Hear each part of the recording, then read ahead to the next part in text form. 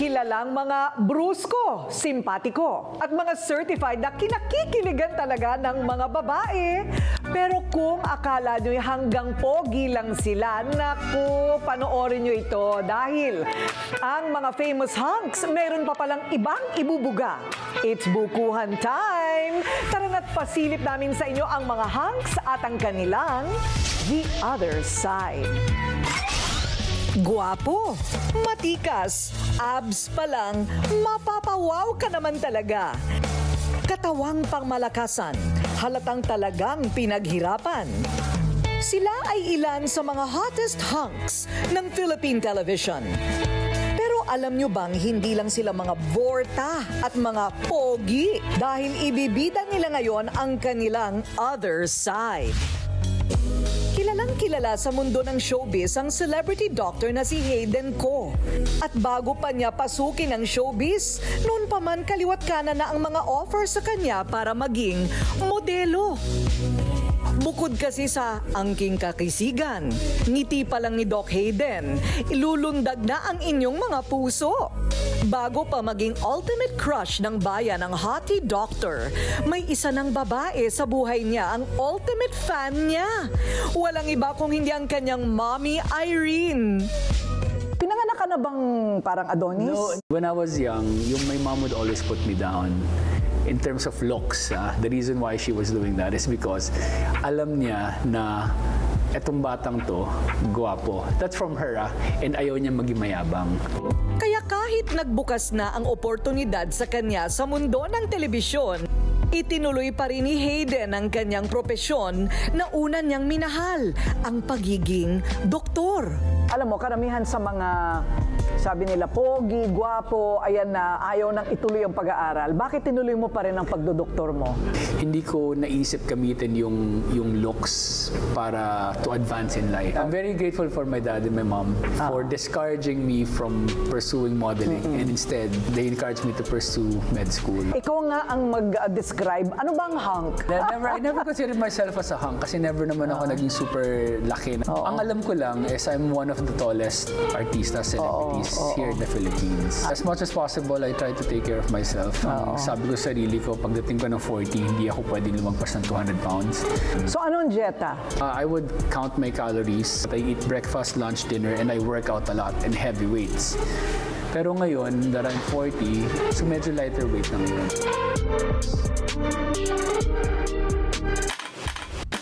Bukod sa pagiging hunk doctor, si Hayden ay may Hayden talent din. So this is my camera collection. Pinakita niya sa amin ang kanyang koleksyon ng mga camera. Meron din siyang working area kung saan niya ine-edit ang mga kuha niyang litrato sa iba't ibang lugar at syempre ng kanyang favorite subject. Walang iba kung hindi ang kanyang napaka-cute na anak na si Scarlett Snow. At hindi lamang siya abala sa Bello Medical Group dahil siya rin ay co-owner ngayon ng Swiss luxury watch brand na Vanguard. Very unique, one of a kind, and my partners are very passionate and they're really experienced talaga. Hello, my name is Sam Ajdani. I'm 26 years old and I'm representing Philippines. Kilalanin naman natin si Mr. World Philippines, Sam Ajdani. Si Sam ay isang Filipino-Persian ramp and commercial model bago niya pinasok ang pageantry. At dahil sa head-turner at overflowing ang sex appeal, siyang naging pambato ng Pilipinas sa international scene.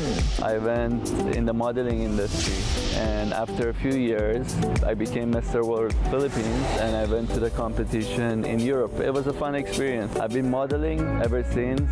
Dahil palaban, sumubok ulit siya sa ibang contest at tagumpay na siya ngayon. And our male grand winner is Sam Ajdani. Dahil siya ang nag-title bilang Grand Champion sa Century Tuna Superbods 2020 kung saan Finlex lang naman niya ang kanyang six-pack abs. Pero eto ang siste. Alam nyo ba na bago na-achieve ni Sam ang kanyang hottie body, siya pala'y patpati noon? When I was young, I think 6 or 7, my doctor let my dad know that my heart may be having a problem because it did beat faster than normal. So I went with the surgery when I was 12.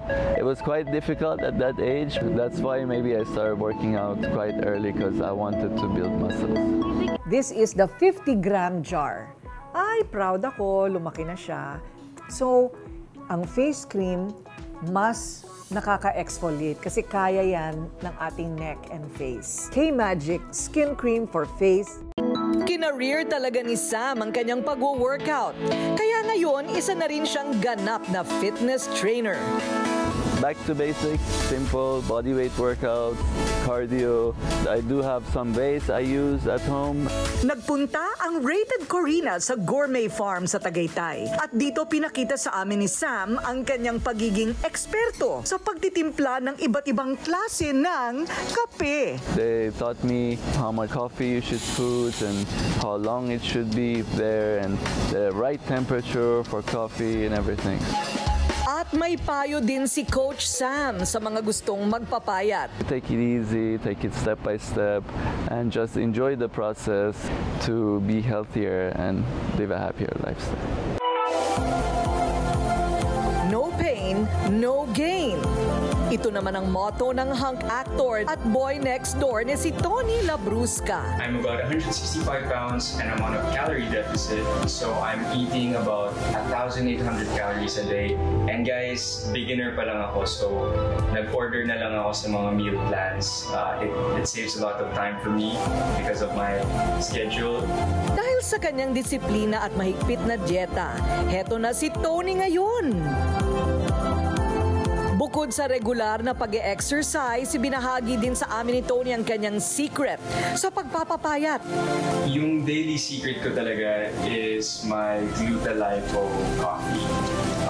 This helps me detox and it's really part of my night routine to keep me fit and lean.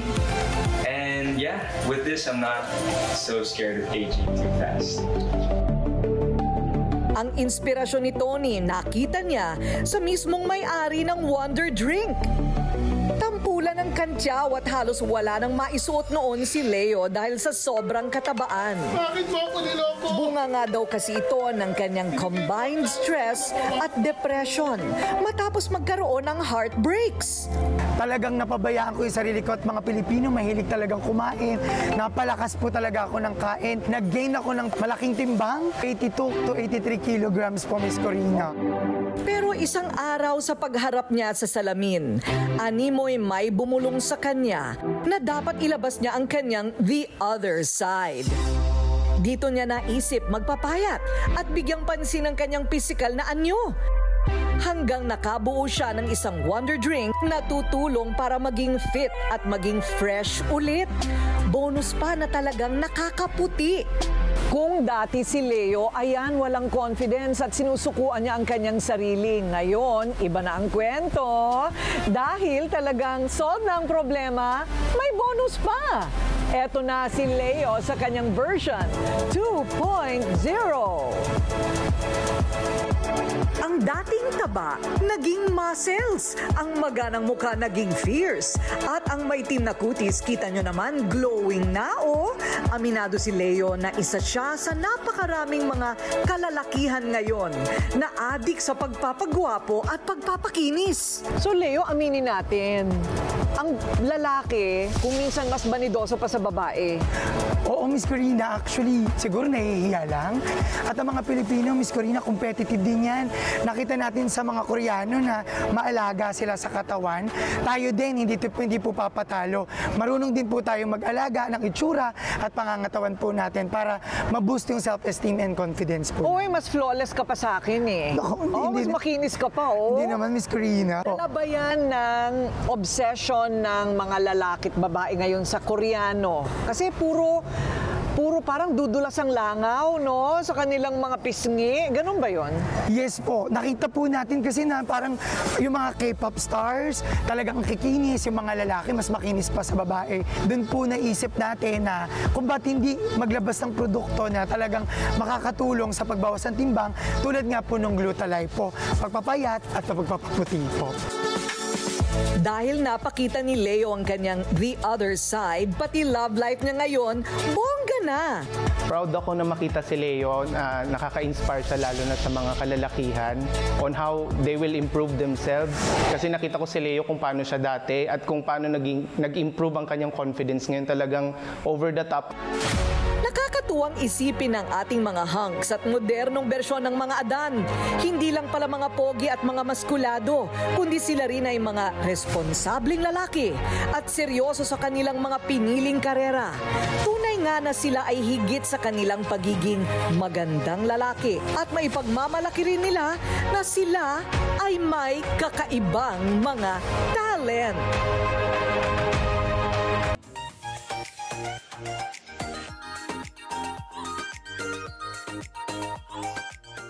The current superstar of our line is none other than our soap. Glupaco, glutathione, papaya, and kojic in one beauty bar. It is the only one in the market na tatlo ang kulay. Ang hirap gawin pero sabi ko, bakit ako kailangan mamili between papaya, glutathione, and kojic? Nakakalito yung mga makikita mo sa eskaparate, di ba? So, dito ka na all-in-one. All three actives for whitening, moisturizing, and anti-aging in one soap. And this is another superstar. Ginawa naming mas maliit kasi hindi ba yung iba nagtitipid. So ito, dalawa ang laman. Dalawa ang laman para hindi nga naman mabilis matunaw. This one is your best bet for overall whitening and moisturizing. Glupaco soap.